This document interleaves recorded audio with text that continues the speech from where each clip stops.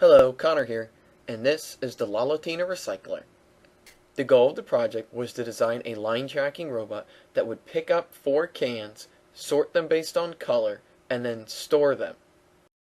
In this video, I will walk through the design, build, and testing process for the Lalatina Recycler.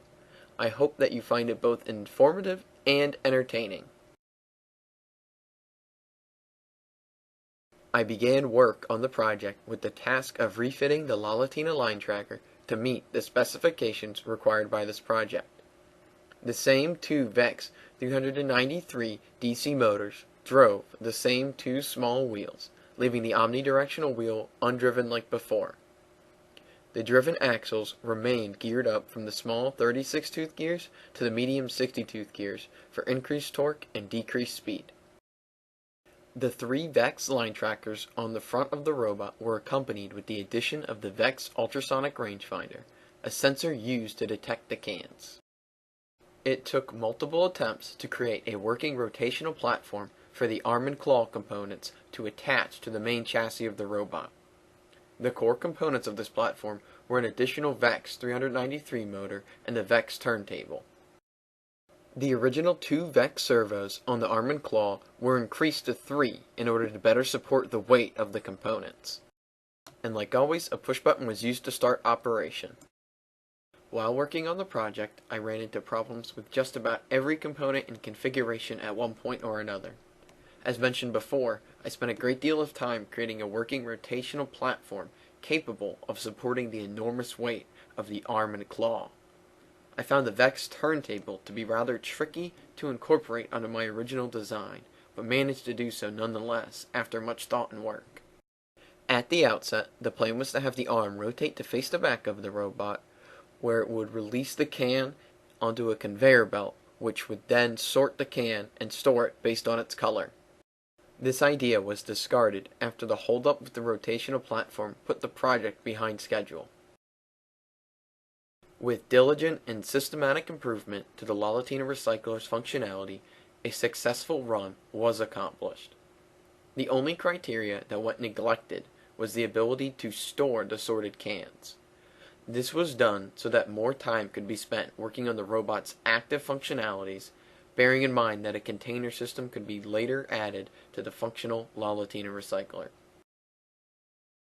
As you will see, the Lalatina Recycler will sort black marked cans to the right or the outside of the track and white marked cans to the inside or the left of the track. You may have noticed by now that there is a pair of wrenches attached to the rear of the robot. This was done in order to help counterbalance the overwhelming weight of the arm and claw component. Indeed, when the arm makes a full rotation to the left or the right, you can see the robot wiggle and wobble as the weight is shifted. The VEX line tracker sensor responsible for differentiating between the black and the white cans is located on the left-hand side of the claw. Opposite this, electrical tape has been wrapped around the right-hand side of the claw to increase the robot's ability to grip and handle the cans. As the Lalatina Recycler follows the line around the track, the arm must be kept in the upright or lifted position to allow the ultrasonic rangefinder to detect cans. This caused a great deal of strain on the original arm servo and was the reason that a second servo was added after preliminary testing. Although the hands of the claw had to be adjusted rather frequently, the claw servo was certainly powerful enough to hold the cans, and with the addition of the second servo on the arm, it too was well suited to support the claw's weight. The line trackers and the ultrasonic rangefinder both worked quite well and required the least tinkering out of all the parts used.